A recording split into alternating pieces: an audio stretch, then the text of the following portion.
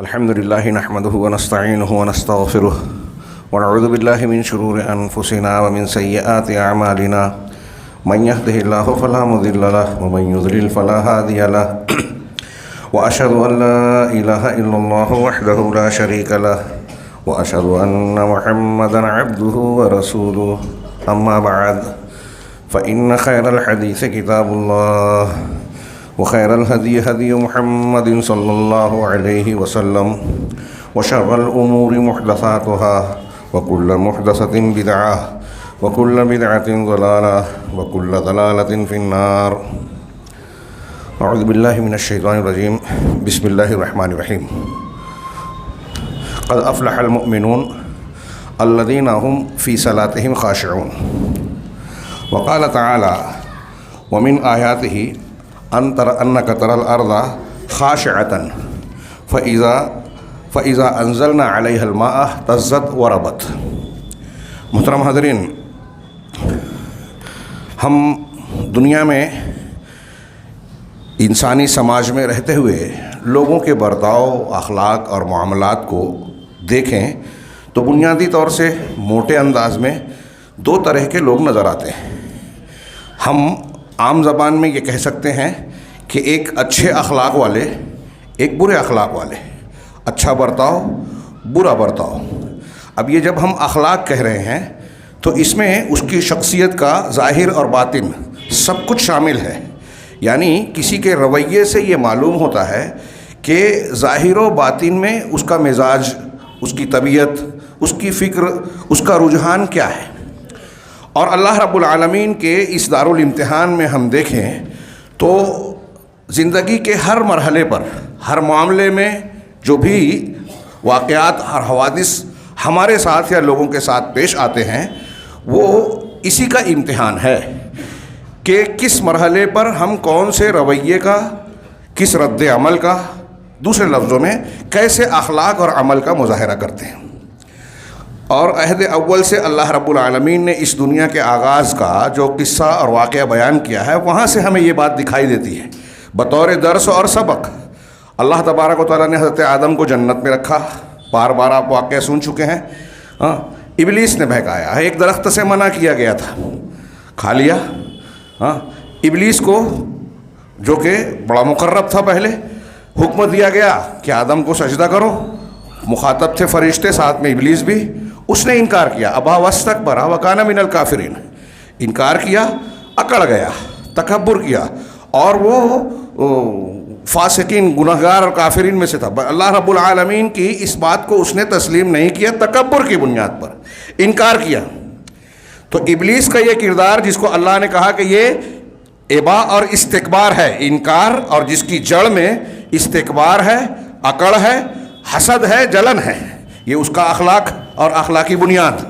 حضرت آدم علیہ السلام کو اللہ رب العالمین نے جس درخت سے منع کیا تھا اس کو کھا لینے کے بعد جب جنت سے نکالے گئے تو شرمندگی ہوئی، اور اس کے بعد انہوں نے رجوع کیا، ربنا ظلمنا انفسنا وان لم تغفر لنا وترحمنا لنکونن من الخاسرین، کہ پروردگار ہم نے اپنے آپ پر ظلم کیا، اگر تو نے رحم نہیں کیا، بخشش نہیں فرمائی تو پھر ہم نقصان اٹھانے والوں میں سے ہوں گے.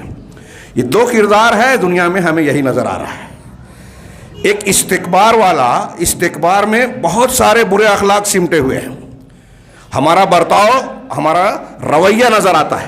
اور ایک ہے جھک جانے والا، حق کو تسلیم کر لینے والا، اپنی غلطی کو مان کر اللہ کی طرف یا حق کی طرف رجوع کر لینے والا، جو آدم علیہ السلام کے کردار میں نظر آتا ہے. آپ پورا معاملہ دیکھ لیجئے، پوری تاریخ. اللہ رب العالمین نے جو انبیاء کرام علیہ السلام کے واقعات نقل فرمائے وہاں بھی آپ کو یہی نظر آئے گا کہ ایک شخصیت کے سامنے اللہ کا کوئی پیغمبر حق پیش کر رہا ہے، وہ فوراً حق کی دلیل اور نشانی دیکھ کر سر جھکاتا ہے، دوسرا اکڑ جاتا ہے. فرعون، حامان، قارون کا رویہ کیا رہا، بنی اسرائیل کا معاملہ کیا رہا. وہ تکبر کرے، گھمنڈ کیا انہوں نے. فرعون نے ہر نشانی کو دیکھ کر تسلیم بھی کیا، اور کئی مرتبہ کہا حضرت موسیٰ علیہ السلام سے کہ اب آپ یہ معاملہ اللہ سے دعا کر کے ہمارے لیے درست کر دیجئے، جو عذاب کی کیفیت ہے ہمیں مان لے آئیں گے. دعا کی، معاملہ حسب خواہش پورا بھی ہوا، دعا قبول ہوئی، لیکن پھر ایمان نہیں لائے، حق کو قبول نہیں کیا، اکڑ گئے، استکبار کیا. یہ رویہ کفار کا ہے. آپ ہم دیکھ سکتے ہیں کہ جناب محمد رسول اللہ صلی اللہ علیہ وسلم کی دعوتی زندگی پوری مطالعہ کیجئے. مکی زندگی میں سیدنا ابو بکر صدیق رضی اللہ تعالیٰ عنہ، حضرت خدیجہ الکبریٰ، ورقہ بن نوفل، ان کے سامنے حق آیا، دلیل آئی، فوراً قبول کر لیا. ورقہ بن نوفل کا واقعہ میں نے ان کی مثال دی. عالم آدمی تھے. حضرت خدیجہ الکبریٰ رضی اللہ تعالیٰ عنہ نے پہلی وحی کے نزول کے بعد جب آپ گھبرائے ہوئے آئے اور کہا کہ خشیت علی نفسی، مجھے اپنے آپ پر خوف ہے، تو کیا کہا تھا حضرت خدیجہ نے؟ کلا واللہ لا یخزیک اللہ ابدا، ہرگز نہیں، ایسا ہو ہی نہیں سکتا. اللہ کی قسم، اللہ آپ کو رسوا نہیں کرے گا. آپ کے اخلاق ایسے ایسے ہیں، رشتہ داری کو جوڑتے ہیں، مہمان نوازی کرتے ہیں، محروم لوگوں کو کما کر دیتے ہیں، مصیبتوں میں آپ لوگوں کی مدد کرتے ہیں. جس انسان کا اخلاق ایسا ہو، دیکھیے اخلاق، برتاؤ اور لوگوں کے ساتھ معاملہ ایسا ہو، ایسا نہیں ہو سکتا کہ اللہ اس کو رسوا کرے. یہ ایک قانون قدرت ہے جو ایک خاتون، شعور والی خاتون، یہ بھی شعور رکھتی تھی کہ ایک انسان اگر اچھا ہے اللہ اس کو بے عزت نہیں کرے گا. اور اس بنیاد پر حضرت خدیجہ الکبریٰ نے تسلی دی، ہے نا. انہوں نے تسلیم کیا. پھر حضرت مزید تسلی کے لیے حضرت ورقہ کے پاس لے گئے. وہ آپ کی باتوں کو سننے کے بعد کوئی چیوں چرا نہیں کرتے، کہتے تھے یہ وحی الہی ہے جو آپ کے پاس آئی ہے. کاش جب آپ کی قوم آپ کو نکالے گی اس وقت میرے پاس طاقت ہوتی تو میں آپ کا ساتھ دیتا. حضرت ابوبکر صدیق کو پتہ چلا، دعوت سنی، قبول کر لیا. کئی صحابہ، کئی لوگ ایسے ہیں، زماد ازدی رضی اللہ عنہ اپنے قوم کے جادوگر تھے، پھونک جھاڑ اور دم کرنے والے، جادو ٹونا کرنے والے. مکہ آئے، لوگوں نے کہا ایسے ایسے آدمی سے ملنا نہیں، وہ مجنون ہے. کہا میں تو خود علاج کرتا ہوں. نبی صلی اللہ علیہ وسلم کے پاس گئے، لمبا واقعہ ہے، صحیح مسلم میں دیکھ سکتے ہیں. ازد شنوع کے شخص تھے. اللہ کے رسول صلی اللہ علیہ وسلم کو کہا، ملنے کے بعد کچھ گفتگو کی تو کہا میرے کلمات سن لیجئے، میری باتیں سن لیجئے. حضرت زماد ازدی کو اللہ کے رسول صلی اللہ علیہ وسلم نے یہ جو ہم خطبہ مسنونہ پڑھتے ہیں اس کے الکلمات سنایا. ان الحمد للہ نحمدہ ونستعینہ ونستغفرہ ونؤمن بہ ونتوکل علیہ. پورا ابھی صرف آپ نے یہ اللہ کا کلام نہیں تھا، اللہ کی طرف سے ہے، لیکن اللہ کا کلام قرآن نہیں ہے. صرف یہ کلمات جب پڑھے تو زماد ازدی نے کہا اعید کلامک، پھر سے پڑھیے. عید ما قلتا، اس طرح کا جملہ کہا کہ جو آپ نے کہا پھر سے پڑھیے. پھر سے پڑھا، پھر سے پڑھا. کہا میں نے شاعری دیکھی ہے، جادوگروں کا اور کاہنوں کا معاملہ جانتا ہوں، میں خود ایسا ایسا کرتا ہوں، لیکن ایسا کلام میں نے نہیں سنا. اسی پر ایمان لیا ہے. تو کچھ لوگ ایسے تھے جنہوں نے حق کو دیکھا، ساری باتوں کو کہ ہمارے باپ دادا کیا مانتے تھے، ہمارا پرانا مذہب کیا ہے، ہماری انا، ہماری سرداری، ہماری فلاں اور فلاں، ان چیزوں کی پرواہ نہیں کی. لوگ کیا کہیں گے یہ نہیں سوچا. یہ حق ہے، یہ اللہ کی طرف سے ہے، سر جھکا دیا، قبول کر لیا. یہ امتحان میں کامیاب ہوئے. اور دوسری طرف وہی کلام، وہی دعوت بالکل واضح طور پر معجزات کے ساتھ، بہت سارے مزید سچائی کے قرائن کے ساتھ، دلائل کے ساتھ ابو جہل کے سامنے آ رہی ہے، ابو لہب کے سامنے آ رہی ہے. ان کا کردار کیا تھا؟ قرآن کیا ہے؟ سورت آ گئی، تبت یدا ابی لہب و تب. ابو لہب کے دونوں ہاتھ تباہ ہو اور وہ بھی تباہ ہوا، وہ برباد ہو گیا. نام لے کر اس میں کئی، میں نے اس پر خطبے دیے ہیں، کئی عبرت کی چیزیں ہیں. اللہ تعالیٰ نے بہت سے لوگوں کا اس کا نام لیا، دوسروں کا نہیں لیا. ایک تو یہ چچا تھا سگا نبی کریم صلی اللہ علیہ وسلم کا. اس سے پتہ چلا کہ رشتہ داریاں نہیں چلتی حق اور ناحق میں. عصبیت اور رشتہ داری، خاندان کا تعلق کوئی فائدہ نہیں دیتا اگر آپ ناحق ہیں، اگر آپ باطل پر ہیں. دوسری بات کہ اللہ کے نبی صلی اللہ علیہ وسلم پیغمبر ہیں، برحق ہیں، سچے رسول ہیں، آپ کی تعلیمات سچی ہیں، اللہ کی جانب سے ہیں. آپ کو ماننا نہ ماننا حق اور باطل کی کامیابی اور ناکامی کی بنیاد ہے. اب اگر سگا چچا بھی مخالف ہے تو وہ باطل پر ہے، مذمت کے لائق ہے، عذاب کے لائق ہے. اور دنیا میں کوئی بھی شخص جس قدر محمد رسول اللہ صلی اللہ علیہ وسلم کی مخالفت کرے گا وہ ابو لہب کا حصہ پا رہا ہے. تبت یدا ابی لہب و تب کا ایک حصہ اس کے حق میں بھی ہے جو نبی کی مخالفت کرتا ہے. یہ ہم کفر اور شرک کے تناظر میں دیکھ رہے ہیں. مسلمانوں میں نے جو یہ تھوڑی سی بات لمبی ہو گئی، یہ جو بات کہی کہ حضرت آدم علیہ السلام، پھر اس کے بعد انبیاء کے واقعات میں، نبی کریم صلی اللہ علیہ وسلم کی سیرت میں، اور ساری زندگی میں آپ کسی بھی دور میں دیکھیں، اپنے آپ کے دور میں دیکھ لیں، اور یہ صرف کافر مسلمانوں کے بیچ نہیں، مسلمانوں کے بیچ میں بھی یہ بات نظر آئے گی۔ اچھے اخلاق اور برے اخلاق کون قبول کرتا ہے کون نہیں؟ ہمارے یہاں بھی ایک تو وہ ہے جو کفر اور شرک والے ہیں، اللہ تعالیٰ نے جہاں ان سے لا تعلقی کا حکم دیا ہے، ایسے ہی مسلمانوں میں جو اہل الاہوا کہلاتے ہیں، ہاں قرآن حدیث میں جن کو ہوا پرست کہا گیا، بدعتی کہا گیا، قرآن حدیث اور صحابہ کے یہاں یہ بالکل کلیئر معاملہ ہے۔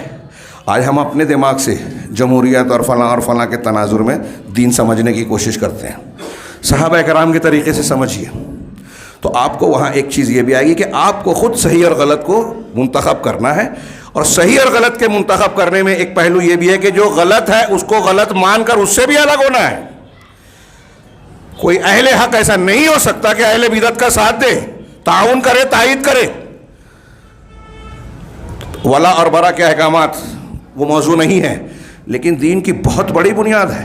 حدیث رسول صلی اللہ علیہ وسلم نے کہا کہ اوثق اور الایمان، حضرت ابن عباس کہتے ہیں ابو ذر روایت سے اللہ کے رسول نے فرمایا کہ کیا تم جانتے ہو کہ سب سے مضبوط ایمان کا دستہ سب سے مضبوط کون سا ہے؟ تو پوچھا اللہ اور رسول بہتر جانتے ہیں۔ کہا اللہ کے لیے محبت کرنا، اللہ کے لیے نفرت کرنا، اللہ کے لیے دوستی کرنا، اللہ کے لیے دشمنی کرنا۔ اس کے احکامات ہمارے یہاں لوگ جانتے نہیں ہیں، جانتے ہیں تو مانتے نہیں ہیں، سیریس نہیں ہوتے، اور جو مانتے ہیں تو وہ افراط و تفرید کا شکار ہو جاتے ہیں۔ کون سی چیز کہاں راجے ہے، کس کو ترجیح دینا چاہیے، ہمارے ہاں عوام تو عوام، خواص نہیں جانتے۔ یہ میں نہیں کہہ رہا ہوں، بڑے بڑے علماء لکھتے ہیں، علامہ ابن تیمیہ نے لکھا کہ خیر الخیرین شر الشرین۔ ابھی ہمارے یہاں دیکھیے نا، ہمارے آپس کے جو جھگڑے ہیں نا، اس میں زیادہ آپ کو یہی نظر آئے گا کہ لوگ سمجھتے ہی نہیں ہیں جماعتی مفاد، اجتماعی فائدے کی چیز کیا ہے، انفرادی حیثیت کیا ہے۔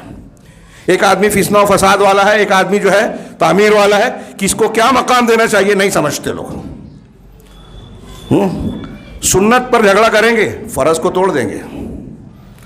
ہم لوگ واقعہ نقل کرتے ہیں، سبق نہیں سیکھتے۔ حضرت عبداللہ ابن مسعود نے کہا کہ حج میں مینا میں 2 رکعت قصر کرنا سنت ہے۔ حضرت عثمان غنی کے زمانے میں امیر المومنین سے بحث کی ان سے، انہوں نے کہا کہ میں اپنے آپ کو مکہ کا رہنے والا مقیم سمجھتا ہوں، اس لیے پوری نماز پڑھوں گا۔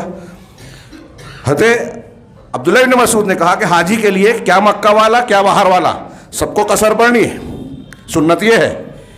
بحث ہوئی، حضرت عثمان غنی نے اس کے بعد جماعت سے نماز پڑھائی، 4 رکعت پڑھائی، 2 نہیں پڑھائی جو سنت ہے۔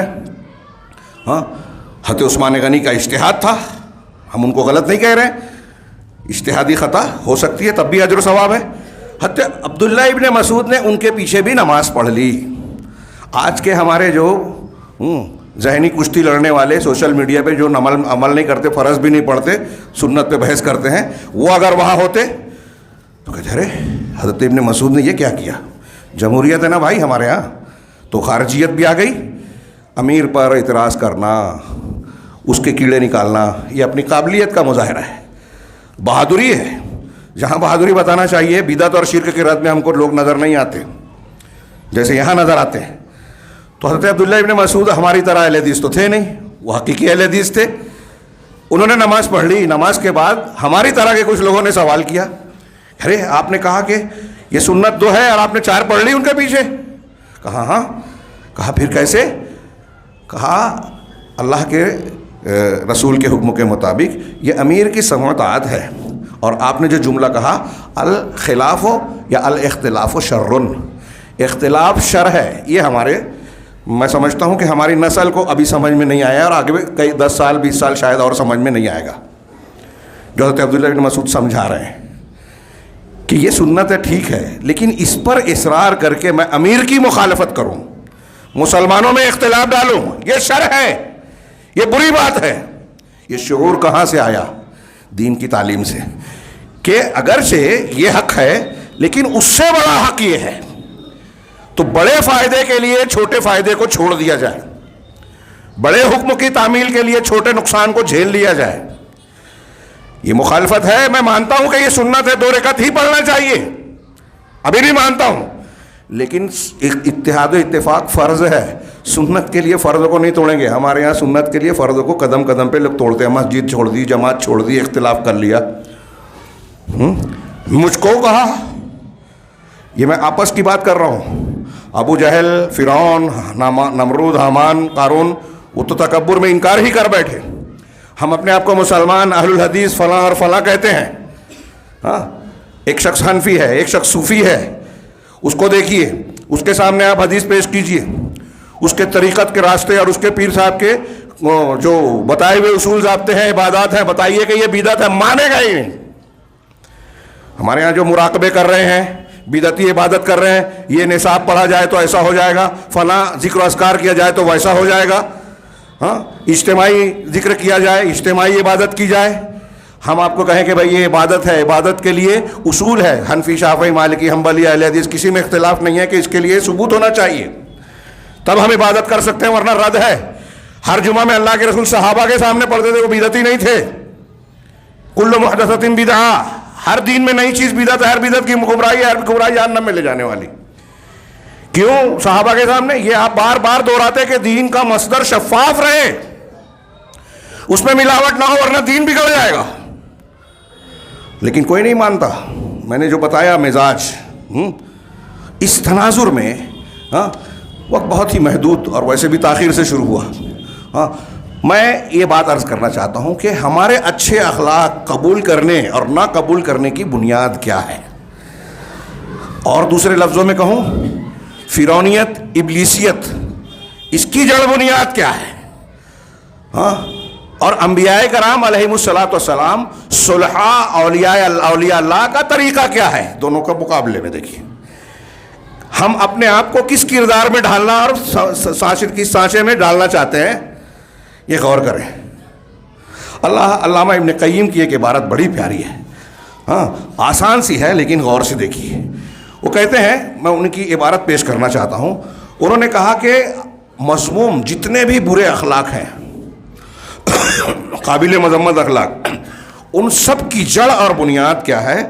تکبر، مہانہ، یعنی گھٹیا پن اور پست ہمتی. تکبر، پست ہمتی، نیچ پن اور گھٹیا پن. آدمی کی ہمت میں پستی ہے لیکن خود تکبر رکھتا ہے. دونوں ایک ساتھ ہو سکتے ہیں اور ہوتے ہیں. کہہ رہے ہیں یہ تکبر، دناعت، مہانہ، پست ہمتی، کبر اور گھمنڈ، یہ برے اخلاق کی جڑ بنیاد ہے. بہت اچھی طرح دماغ میں رکھیے آگے اس پر کیا عمارت کھڑی ہوتی ہے. اور اس کے بالمقابل وہ اصل الاخلاق المحمودۃ کلہا، اور جتنے بھی قابل تعریف اخلاق ہیں، محمود اخلاق، اچھے اخلاق ہیں، ان تمام کی اصل اور جڑ بنیاد ہے الخشوع وعلو الہمہ. خشوع اور علو ہمہ. خشوع، ابھی میں تھوڑی سی اسی پر روشنی ڈالنے کی کوشش کروں گا. علو ہمہ، چنانچہ آگے کہتے ہیں کہ فخر کرنا، گھمنڈ کرنا، اترانا، حسد کرنا، بغی یعنی دوسروں پر ظلم کرنا، خویلا یعنی اکڑنا، ظلم، لوگوں کے اوپر زیادتی کرنا، قساوت، دل کا سخت ہو جانا. بات آپ سن رہے ہیں اچھی، مان نہیں رہے ہیں. آج ہمارے ہاں یہی معاملہ ہے. مجھے بہت حیرت ہوتی ہے. اچھی باتیں کرنے والے آپ کو ہر جگہ ملیں گے. کوئی نہیں ہے جب بات کرے گا تو جو اپنے آپ کو علامہ اور سمجھدار نہ ظاہر کرے، لیکن ماننے والا کوئی نہیں ہے. یہ دل کی قساوت ہے. صحیح سمجھ کر بھی ہم مانتے نہیں ہیں. تو قساوت ہے، تجبر، زور زبردستی، ہٹ دھرمی اور اعراض، سچائی اور حق کو جان کر بھی کترا جانا، حق سے وہ کترا جانا. اسی طرح وہ اباء و قبول نصیحہ. یہ برے اخلاق کی مختلف شکلیں ہیں اور ہر ایک کا تعلق کئی برائیوں سے ہے. اور ہمارے یہاں غور کریں، وقت نہیں ہے کہ میں ایک ایک پر روشنی ڈالوں. ہمارے یہاں یہ چیزیں کتنی پائی جاتی ہیں، ہمارے اندر کتنی پائی جاتی ہیں. تو آگے ایک برائی کا ذکر کیا، وہ اباء و قبول نصیحہ، نصیحت کو قبول کرنے سے انکار کرنا.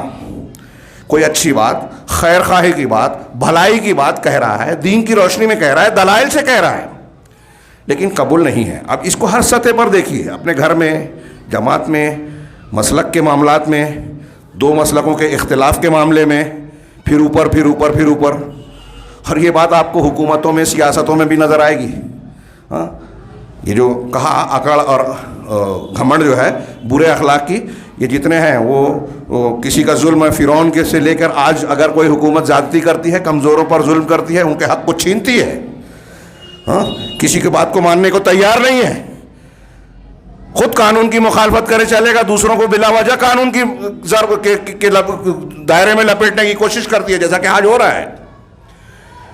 ہاں، پھر حق بات کو آپ کتنا بھی چیخ کر چلا کر کہیں، ہاں، بڑی ہمارے یہاں لوگ شور مچاتے ہیں کہ یہ جمہوریت ہے، اظہار رائے ہے، میڈیا کا دور ہے، لوگوں کے سامنے روشنی میں ساری باتیں. اتنی ترقیات کے باوجود میڈیا اور ذرائع ابلاغ اتنے ہیں، سوشل میڈیا، لیکن ہم اور آپ آج بھی بہت سارے جھوٹ میں جیتے ہیں، بہت سارے جھوٹ میں. شریعت کو دیکھیے، شرک، بدعت، خرافات جھوٹ ہے کہ نہیں ہے؟ کتنے لوگوں میں عام ہے؟ دین کی صحیح معلومات کتنے لوگوں کو ہے؟ تو علم عام ہے کہ جہالت عام ہے؟ آپ سوچئے، غور کیجئے. 73 فرقے ہیں اللہ کے رسول صلی اللہ علیہ وسلم کی حدیث کے مطابق، اس میں شاخ در شاخ اور بڑھ جاتے ہیں. ایک جنت کے راستے پہ، باقی سب جہنم کے راستے پہ. یہ حدیث کہہ رہی ہے، میں نہیں کہہ رہا ہوں. تو ایک جنت کے راستے پہ ہے اور 72 جہنم کے غلط راستے پہ. تو زیادہ کون ہوئے؟ جھوٹ پر چلنے والے نا، جھوٹ پر چلنے والے زیادہ ہوئے نا. یہ میں دین کے راستے سے بتا رہا ہوں. دنیا کے معاملات میں دیکھیے، جو خبریں ہمارے سامنے آتی ہیں فلسطین کی، ترکی کی، سعودی عرب کی، میں بہت دعوے سے منبر رسول سے کہہ رہا ہوں، اور ایسے ہی نہیں کہہ رہا ہوں، دونوں طرف کا پڑھنے کے بعد جو حقائق سامنے آتے ہیں اور بعد میں نتائج جو سامنے آتے ہیں، اس میں بھی 80% جھوٹ پھیلایا جاتا ہے. ہم اور آپ جھوٹ جانتے ہیں. کچھ کردار ایسے ہیں جن کو اسلام کا دوست مانا جاتا ہے. کل ایک کتاب میں پڑھ رہا تھا، حیرت زدہ ہو گیا. طیب اردگان جو ترکی کے موجودہ صدر ہیں، جن کو اسلامی ہیرو بنا کر ایک طبقہ پیش کرتا ہے تحریکی لوگ، حالانکہ وہاں شرک ہے، کیا کیا ہے. ان کے اپنے جو پہلے تھے نجم الدین اربکان، میں کسی موقع پر اس کتاب کے مشتملات پر خطاب کروں گا انشاءاللہ، سوچا ہے. صرف ابھی اشارہ کر رہا ہوں، حوالوں کے ساتھ اس میں درج ہے، میں پیش کروں گا انشاءاللہ. نجم الدین اربکان، انہوں نے ایک لمبی چوڑی تحریر لکھی طیب اردگان کے بارے میں، جو ان کے شاگرد ہیں، اور یہ اپنے آپ کو ان کا شاگرد کہتے تھے، ان کا تلمیذ، اور نہ جانے کیا کیا کہ والد ہیں، یہ ہیں وہ ہیں. وہ کہتے ہیں کہ یہ امریکہ اور اسرائیل کے ایجنٹ ہیں، اور اسرائیلی ایجنسیاں طیب اردگان کی حفاظت کرتی ہیں کہ وہ قائم رہیں. یہ کون؟ میں نہیں کہہ رہا ہوں، کوئی امریکی، اسرائیلی، یہودی، یورپی نہیں کہہ رہا ہے. نجم الدین اربکان، اور ڈیٹ کے ساتھ، حوالے کے ساتھ اس کتاب میں موجود ہے، میرے پاس موجود ہے، انشاءاللہ کسی موقع پر. میں ایک مثال دے رہا ہوں موٹی سی. ابھی میں نے یہ بات کہی، مجھے یقین ہے کہ یہاں سننے والوں میں بہت سے لوگوں کو حیرت ہوگی، اور جب آواز یہ پہنچے گی بہت سے لوگ اس پر مذمت کریں گے. ایک صاحب نے ابھی پیچھے کچھ باتیں میں نے پیش کی تھی تو مضمون لکھا، یہاں بھی چھپا. ہاں، وہ ہمیں کہہ رہے ہیں کہ یہ ایجنٹ ہیں، جبکہ وہ خود عالمی طور پر، مقامی طور پر غیر اسلامی دنیا کے ایجنٹ ہیں. میں یہی کہنا چاہ رہا ہوں کہ آج کے اس ایسے دور میں جب لوگوں کو یہ لگتا ہے کہ ہمیں بڑی معلومات ہے، ہاں، میڈیا اور ذرائع ابلاغ کے ایسی چیزیں ہیں کہ آج ساری چیزیں فوراً منصۂ شہود پہ آ جاتی ہیں، خبریں لوگوں کو معلوم پڑ جاتی ہے. غلط بات ہے. کل جتنے لوگ حقائق جانتے تھے نا، آج اس سے زیادہ نہیں، اس سے کم جانتے ہیں. یہاں ایسے ذرائع موجود ہیں، ذرائع ابلاغ کے عام ہونے کے ساتھ، جو سفید کو کالا اور کالے کو سفید بنا دیتے ہیں، اور ہم مانتے ہیں. وہی چیختے چلاتے ہیں، فارورڈ کرتے ہیں.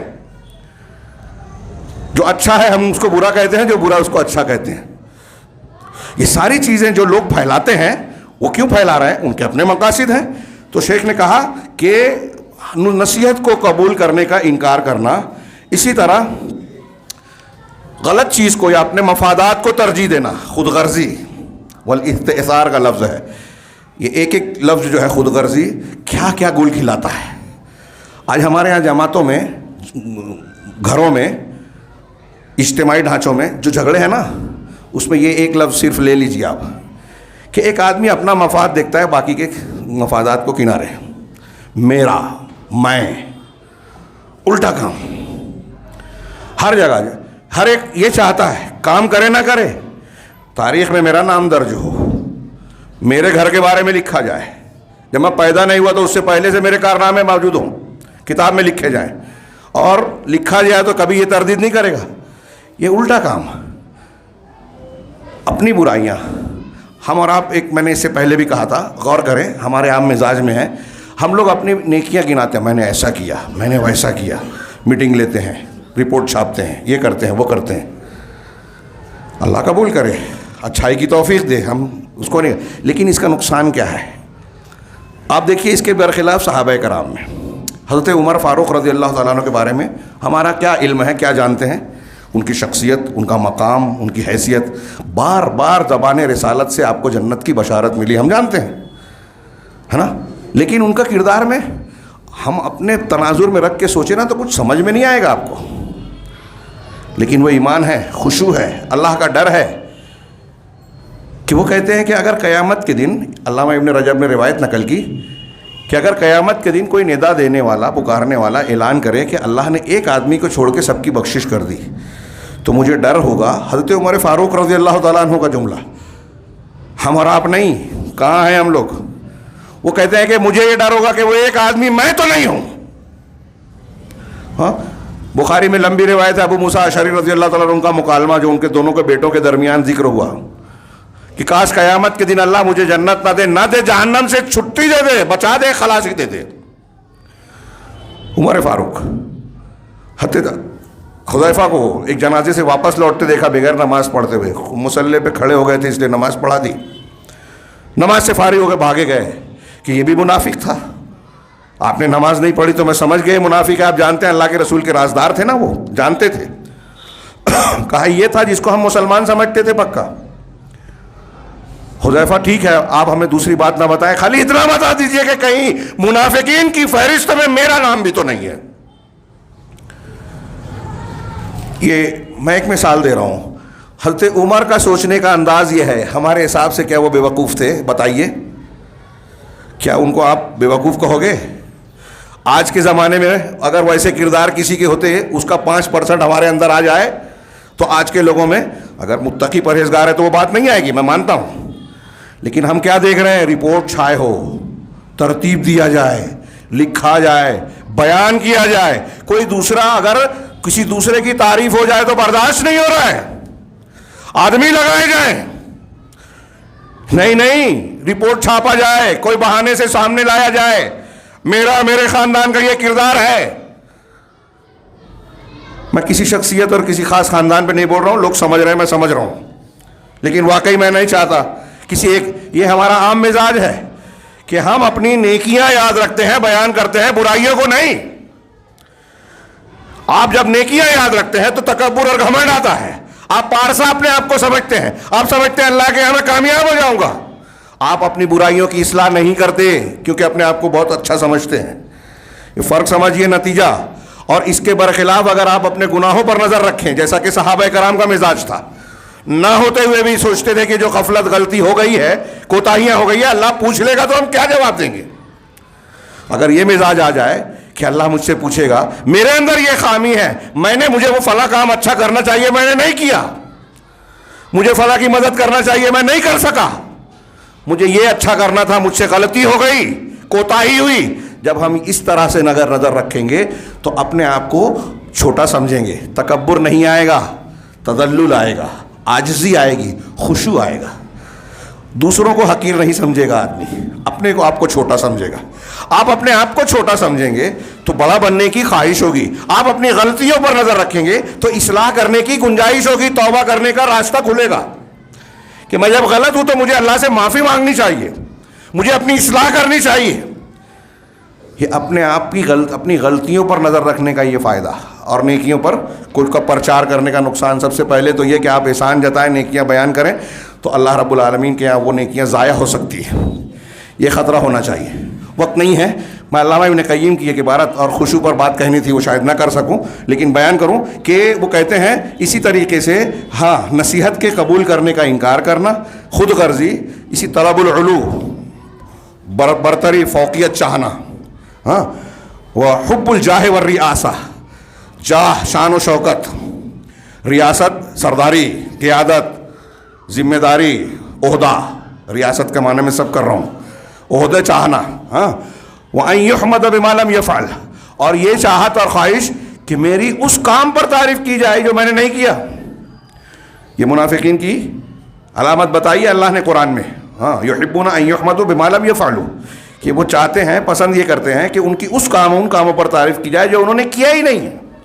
تو یہ کہاں سے آئی؟ وہ امثال ذالک, اور اس جیسی جتنی بھی برائیاں ہیں, برے اخلاق ہیں, یہ جتنے کا میں نے ذکر کیا, علامہ ابن قیم کہہ رہے ہیں کہ جتنی برائیاں ہیں کلھا ناشئۃ من الکبر, یہ سب کے سب تکبر سے اور گھمنڈ سے پیدا ہوتی ہیں.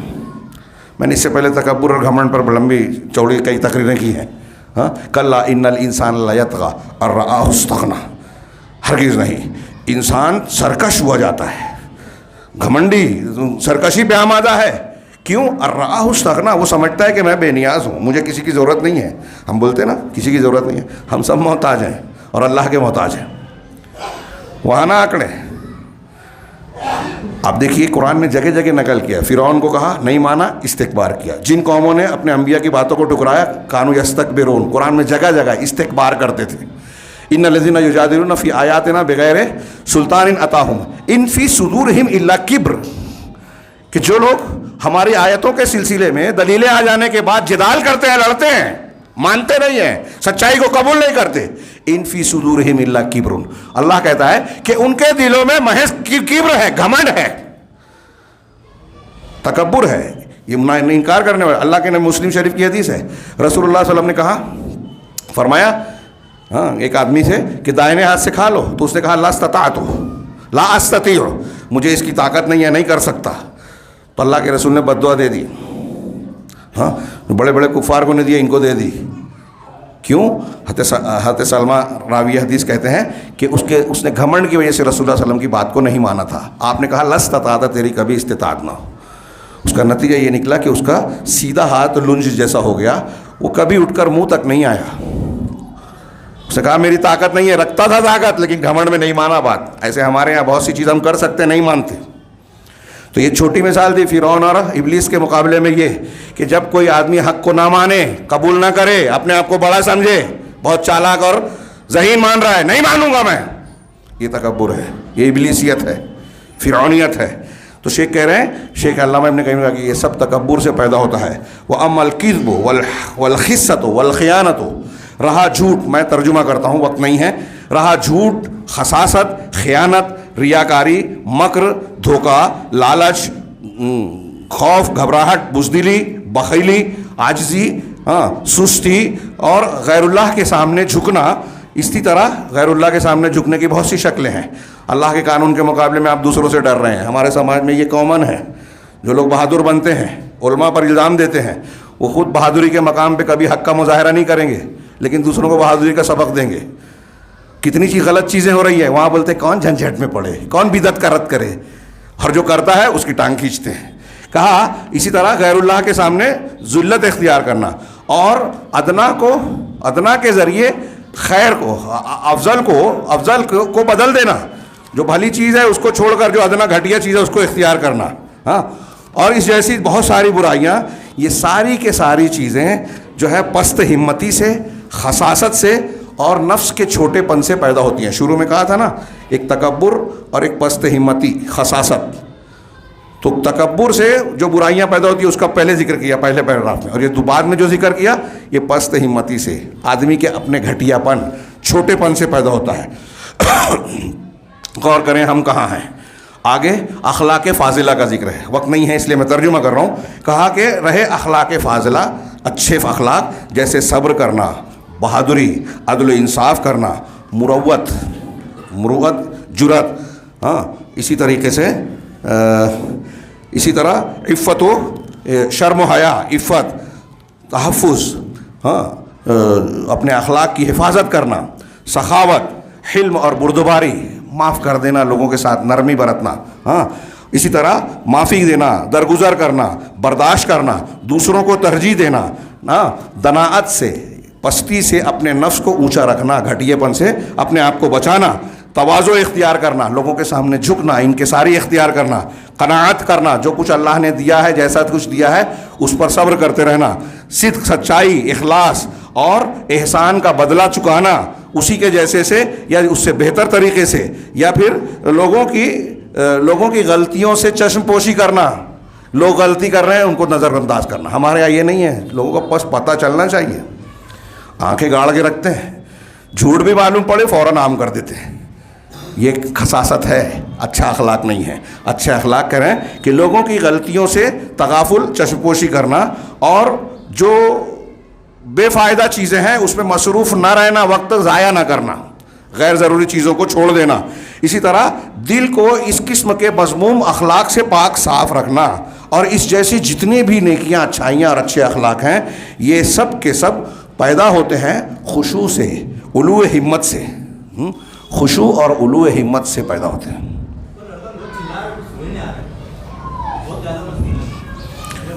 کوئی دیکھ لے اوپر بچے چیخ چلا رہے ہیں, دیکھ لیں. اور یہ اگر آپ بچوں کو مسجد لاتے ہیں تو مسجد کے آداب بتانا چاہیے. تربیت کا یہی حصہ ہے, ہاں انہیں بتانا چاہیے. اور تھوڑا موڑا کچھ بچے کریں گے تو اس کو صبر کے ذریعے سے جھیلنا بھی چاہیے. تربیت میں ایسا ہی ہوتا ہے. یہ آخری بات میری چل رہی تھی کہ جو اچھے اخلاق ہیں یہ خشوع سے پیدا ہوتی ہیں. اور اللہ سبحانہ و تعالیٰ نے, ہاں یہاں ایک بات بتائی کہ اللہ سبحانہ و تعالیٰ نے یہ خبر دی زمین کے بارے میں کہ یہ پست دبی دبائی ہوتی ہے, خاشع ہوتی ہے. ہاں پھر جب پانی یعنی بارش آتا ہے تو یہ تر و تازہ ہو کر ابھرنے لگتی ہے. میں نے جو آیت پڑھی تھی سورہ فصلت یا سورہ حامیم سجدہ جس کو کہتے ہیں, اس میں اللہ کا فرمان ہے کہ ومن آیاتہ انکا تری الارض خاشعۃ. اللہ کی نشانیوں میں سے ایک ہے کہ تم زمین کو خاشعہ دیکھتے ہو. مولانا احسان البیان میں آپ اس کا ترجمہ دیکھیں گے, دبی دبائی. ہاں خاشعہ کا معنی یہاں ہوتا ہے مردہ. خشوع کا لفظ قرآن میں کئی معنی میں استعمال ہوا ہے, خوف کے معنی میں, تواضع کے معنی میں. اسی طرح سکون یعنی حرکت و عمل کے مقابلے میں سکون اختیار کرنا. ایسے 4-5 معنی میں استعمال ہوا ہے. یہاں خشک زمین جمود کے معنی میں کہ تم زمین کو دیکھتے ہو کہ گرمی سے شدت سے پھٹ جاتی ہے, مر جاتی ہے, ہاں دبی دبائی ہو جاتی ہے, خشک ہو جاتی ہے, مردہ ہو جاتی ہے. اب اس میں فصل آنے کے لائق نہیں رہتی وہ. فَإِذَا أَنزَلْنَا عَلَيْهَا الْمَاءَ, پھر جب ہم اس پر پانی اتارتے ہیں, اہتزت, وہ ہل جاتی ہے, اس کے اندر ہلچل ہوتی ہے. وربت, اور ابھرنے لگتی ہے.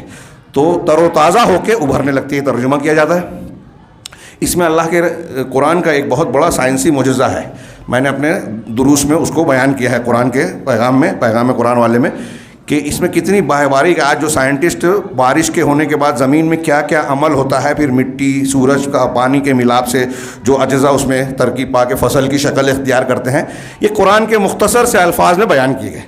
تو شیخ نے اس حوالہ دیا کہ زمین کی یہ خصوصیت بتائی کہ اس کے اندر خشوع ہوتا ہے مٹی میں. ہاں اور اس کے بالمقابل آپ دیکھیں گے, کہہ رہے ہیں اس کے بعد زمین جو ہے بارش ہو جانے کے بعد اپنی زیب و زینت اور رونق پا لیتی ہے, پھر سے جی اٹھتی ہے, پھر سے زندہ ہو جاتی ہے مردہ زمین بارش ہونے کے بعد. اللہ نے اس آیت میں سورہ فصلت کی ہی بتایا کہ مردوں کو اللہ زندہ کرے گا, اس کی دلیل کے طور پہ کہ مردہ زمین کو تمہارے سامنے اللہ ہر سال زندہ کرتا ہے, اور وہ لہلہانے لگتی ہے, شاداب ہو جاتی ہے, اس میں جو ہے پھل پھول جو ہے نکلتے ہیں, اور زمین پھر سے ایک زیوروں سے لدی پھندی خوبصورت نظر آنے لگتی ہے. ایسے ہی کہا شیخ نے کہ مخلوق کا معاملہ ہے, ہاں جس کو زمین کی طرح, مٹی کی طرح جو جس سے ہم بنے ہیں, اس کا کوئی حصہ ملا ہے تو انسان کے اندر بھی یہی خصوصیت ہوگی, ہاں کہ وہ خشوع اختیار کرے گا, پستی اختیار کرے گا, اللہ کے اور حق کے سامنے جھکے گا. اس کے بالمقابل مٹی کے مقابل آگ ہے, جس سے مٹی سے انسان بنا, اور آگ ہے جس سے شیطان یا جن بنا. تو جو آگ کی کیا ہے طبیعت, رہی آگ تو اس کی طبیعت بلندی ہے, فساد ہے, وہ ابھرتی ہے, فساد اور تباہی مچاتی ہے. لیکن اس کے بعد جو ہے وہ ٹھنڈی ہونے کے بعد, بجھ جانے کے بعد سب سے حقیر چیز بن جاتی ہے. جب آگ جلتی ہے تو بہت سر اٹھاتی ہے, تکبر اور بلندی کا مظاہرہ کرتی ہے. ایک گھمنڈی کی مثال دی ہے کہ وہ آگ سرکشی دکھاتی ہے, لیکن جب جل جاتی ہے ساری چیز تباہ ہو جاتی ہے. ایک تو تباہ ہو گئی, اب اس کے بعد خشک ہو گئی تو راکھ ہے, کچھ بھی نہیں ہے. یہ وہ احقر شے سب سے زیادہ حقیر ہو جاتی ہے اور ذلیل ہو جاتی ہے. اسی طرح مخلوق بھی ہے کہ جب جس کی طبیعت میں کہہ رہے ہیں وَكَذَلِكَ الْمَخْلُوقُ مِنْهَا, اسی طرح آگ سے پیدا ہونے والی مخلوق شیطان کا بھی معاملہ ہے. چنانچہ یہ ہمیشہ جو آگ سے پیدا ہوئی یہ ہمیشہ فساد پھیلانے اور اس کے بعد جو ہے تھم جانے, فساد پھیلانے اور پھر ختم ہو جانے کے کگار پہ رہتی ہے, اور جب ختم ہوتی ہے تو سب سے حقیر اور سب سے ذلیل چیز بن جاتی ہے. یعنی شیطان اور شیطانی نقش قدم پہ چلنے والے فساد پھیلاتے ہیں, اپنے آپ کو بڑا دکھاتے ہیں, حکومت مل گئی تو اپنی اوقات دکھاتے ہیں, لوگوں پر ظلم کرتے ہیں. آج ہم دیکھ رہے ہیں جن کے پاس حکومت ملی ہے وہ اپنے آپ کو سمجھتے ہیں کہ ہمیشہ ہمارے پاس طاقت رہے گی, اور ظلم پہ ظلم کیے جا رہے ہیں, کسی کی سنتے نہیں ہیں. کورٹ اپنے قبضے میں, محکمے اپنے قبضے میں, الیکشن اپنے حساب سے. ہاں ایسے ہی ہمارے یہاں چھوٹے چھوٹے, وہاں بڑے پیمانے پہ, ہمارے یہاں چھوٹے لوگ اگر کوئی اقتدار پاتے ہیں تو وہ بھی ایسے ہی سمجھتے ہیں. یہ شیطانی مزاج ہے کہ آگ ابھر رہی ہے لیکن پھر سمجھانے کے بعد وہ سب سے حقیر چیز بن جاتی ہے. تو یہ اضطراب کا شکار رہتی ہے, اور یہ خست دنات, خساست اور دنات کے بیچ رہتی ہے. تکبر, خساست, یہ دونوں چیزیں ساتھ ساتھ چلتی ہیں. اور ایسے ہی مخلوق ہے, اس کے اندر بھی کچھ لوگ ایسے ہیں جو آگ اور آگ کے تابع چیزوں, آگ سے بنی ہوئی چیزوں کے تابع ہیں, آگ کے جیسے مزاج رکھتے ہیں اور اس چیز کے تابع ہیں, یعنی شیطان کے. ہاں, اور وہ برے اخلاق والے ہیں. اور جو فاضل ہیں, زمین کے تابع ہیں, مٹی جس سے بنے ہیں اس کے تابع ہیں, تو وہ ان کے اندر محمود اخلاق ہوتے ہیں, ان کے اندر خشوع اور خضوع ہوتا ہے. وقت نہیں ہے, میں صرف جو آیت میں نے پڑھی تھی اس کی طرف اشارہ کروں کہ اللہ تبارک و تعالیٰ نے ہم کو نماز میں جو تعلیم دی ہے, وہ یہی کہا اور فرمایا کہ قد افلح المؤمنون الذین هم فی صلاتہم خاشعون. آپ نے یہ آیت بہت مرتبہ سنی ہے, ترجمہ بھی جانتے ہیں, معنی بھی جانتے ہیں, لیکن جو تفصیل میں نے پیش کی اس کے تناظر میں اب دیکھیے تو پتہ چلے گا کہ نماز میں جس خشوع اور خضوع کی تعلیم ہم کو دی جا رہی ہے اس کی ہماری زندگی میں, زندگی کو کامیاب بنانے میں کتنی ضرورت ہے. اگر ہمارے اندر خشوع ہوگا تو ساری اچھائیاں آئیں گی. اگر خشوع نہیں ہے, تکبر, گھمنڈ, پست ہمتی آ گئی تو شیطانی راستوں پر چلیں گے ہم, اور آج ہم اسی کا غلبہ دیکھ رہے ہیں. خشوع کے معنی اور مفہوم کو علماء نے مختلف الفاظ میں بیان کیا. ایک تعریف یہ کی گئی کہ قیام القلب بین یدی رب بالخضوع والذل, کہ رب کے سامنے دل کو خشوع خضوع, عاجزی کے ساتھ اور ذلت کے ساتھ کھڑا کرنا. ہاں, ایک تشریح خشوع کی گئی. ایک کہا گیا کہ یہ حق کا انقیاد ہے, یعنی حق کو مان لینا آپ کا خشوع ہے. نماز میں خشوع علماء نے مختلف تشریحات کی. آپ دیکھیں گے شیخ صلاح نے کہا کہ آدمی کا انہماک, توجہ اللہ کی طرف ہو. اور یہ کیسے آتی ہے؟ جب انسان اللہ کا ڈر اپنے اندر بساتا ہے اور دوسری چیزوں سے دماغ اور دل کو ہٹا کر اللہ کی طرف توجہ مبذول کرتا ہے, تو خوف اور خشیت کی بنیاد پر, اللہ کے ڈر کی بنیاد پر جو کیفیت طاری ہوتی ہے کہ اللہ ہم کو دیکھ رہا ہے, ہم اللہ کو, اور اللہ رب العالمین کے سامنے ہم کھڑے ہیں, تو ادب, لحاظ, قنوت کی, خشوع اور خضوع, عاجزی کی, تذلل اور ذلت کی جو کیفیت طاری ہوتی ہے وہ ہے خشوع. ایک لفظ میں اس کا ترجمہ نہیں کیا جا سکتا, یہ پوری کیفیت ہے خشوع کی. اور اللہ کے رسول صلی اللہ علیہ وسلم کی اس خشوع کی اہمیت کا اندازہ لگائیے کہ حضرت عثمان سے روایت ان کو کہتے ہیں کہ میں نے رسول اللہ صلی اللہ علیہ وسلم کو فرماتے سنا, سب صحیح مسلم کی حدیث ہے, وہ کہتے ہیں ما من امرئ مسلم تحضرہ صلاۃ مکتوبہ, کہ کوئی مسلمان آدمی جس کو فرض نماز کا وقت آ جائے اس پر, فیحسن وضوءها وخشوعها ورکوعها, اور وہ رکوع, اپنے خشوع اور اپنے سجود کو اچھی طریقے سے انجام دے. دیکھیے رکوع اور سجدہ ہم ظاہر میں کرتے ہیں. رکوع اور سجدے میں کیفیت کیا بنتی ہے کہ ہم اپنے جسم کو اللہ کے سامنے جھکا رہے ہیں, اللہ کے سامنے اپنے جسم کو جھکا رہے ہیں, رکوع میں بھی اور سجدے میں پوری طریقے سے. سب سے زیادہ پسندیدہ کیفیت بندے کی اللہ کو یہی سجدے کی کیفیت ہے. تو ہم اللہ کو ظاہر میں اپنے آپ کو جھکا رہے ہیں اللہ کے سامنے. خشوع یہ ہے کہ ہمارا دل اللہ کے سامنے جھک جائے, اللہ کے حکم کے سامنے جھک جائے, یعنی ہمارے ظاہر کے ساتھ ساتھ جیسے ہم رکوع کر رہے ہیں, سجدہ کر رہے ہیں, باطن میں ہمارا دل جھک جائے, یہ ہے خشوع.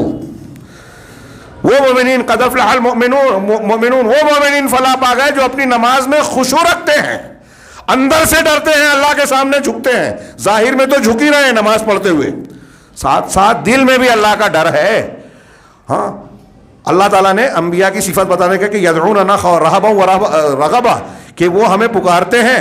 انبیاء کرام کا ذکر کر کے سورہ انعام میں غالباً کہ ڈر اور خوف سے, رغبت اور رہبت سے پکارتے ہیں. وَقَانُوا لَنَا خَاشِعِينَ, اور یہ انبیاء کی صفت ہے کہ وہ ہم سے خشوع کرنے والے، ڈرنے والے تھے، یہاں خوف کے معنی میں ہے۔ اور جب یہ خشوع، خوف اور ڈر آئے گا تو تکبر نہیں رہے گا۔ یہ جو ہمارے یہاں اخلاق ہے کہ کسی کی بات ماننا نہیں، کسی کی عزت کرنا نہیں، ہاں، جھوٹ کا ساتھ دینا، اچھائی دیکھ کر اس کا حکم نہ دینا، برائی دیکھ کر اس پر خاموشی اختیار کرنا، یہ سب برائیاں ہیں۔ آپ اور ہم سوچتے ہیں کہ جھنجھٹ میں ہم نہیں پڑھ رہے ہیں، نہیں، آپ اپنے آپ کو جھنجھٹ میں ڈال رہے ہیں اللہ کے یہاں۔ یہی امتحان ہو رہا ہے روزانہ ہماری زندگی میں، گھر میں بھی ہو رہا ہے، باہر بھی ہو رہا ہے، سماج اور معاشرے میں ہو رہا ہے۔ ہم سوشل میڈیا پر کچھ چیزوں کو لکھ کر سمجھتے ہیں کہ ہم نے دین کا یا اچھائی کا کی تائید کا حق ادا کر دیا، غلط ہے، یہ تسلی ہے، جھوٹی تسلی ہے، بلکہ ویسا کر کے بھی آپ کہیں کہیں غلط کرتے ہیں، برائیوں کو عام کرتے ہیں، اچھوں کو برا اور بروں کو اچھا بناتے ہیں جب، تو آپ بہت بڑا گناہ کرتے ہیں۔ میں ہوائی بات نہیں کر رہا ہوں، منبر رسول سے ذمہ داری کے ساتھ کہہ رہا ہوں، اور یہ چیزیں آج ہمارے یہاں بہت برائیاں پھیلا رہی ہیں۔ ہاں، کاش موقع ہوتا، میرے ہاتھ میں جو مضامین ہیں، ہاں، اس میں سلف کے کچھ نمونے بھی ہیں کہ کس طریقے سے وہ لوگ اللہ تعالیٰ کا خوف اور خشیت رکھتے تھے، اور اس خشیت کی بنیاد پر زندگی کے ہر موڑ پر وہ یہ سوچتے تھے کہ ہم سے کوئی ایسا غلط کام، غلط حرکت نہ ہو جائے جس کی اللہ کے ہاں پکڑ اور پوچھ ہو۔ بس یہی مزاج اور تربیت ہمیں اپنی اور اپنے بچوں کی کرنی ہے، یہ انتہائی ضروری ہے۔ آج ہر طرف سے فتنے ٹوٹ رہے ہیں، مسلمانوں پر مصیبتیں آ رہی ہیں، ہاں، ہم دنیا کی باتیں کرتے ہیں، وہ کام نہیں کرتے جو اللہ اور رسول نے بتایا ہے۔ ہماری اصلاح، ہمارے مسائل کا حل ہمارے اپنے اندر سے ہوگا۔ تقوی، خشوع خضوع، نیکی اور نیکیوں کی بہار اپنے دل میں پیدا کیجئے، اپنے سماج اور گھر میں پیدا کیجئے، دیکھیے مسائل کس طرح حل ہوتے ہیں۔ اللہ رب العالمین سے دعا ہے کہ وہ ہمیں نیکیوں پر چلنے والا اور اس کو صحیح طریقے سے اختیار کرنے والا بنائے، اس کی بنیاد پر دنیا اور آخرت کے فتنوں سے محفوظ رکھے۔ اقول قولی ھذا واستغفر اللہ لکم ولسائر المسلمین وصلی اللہ علی نبینا محمد۔ بارک اللہ لنا ولکم فی القرآن المجید ونفعنا وإياكم بالآيات والذكر الحكيم إنه تعالى جواد كريم ملك بر رحيم۔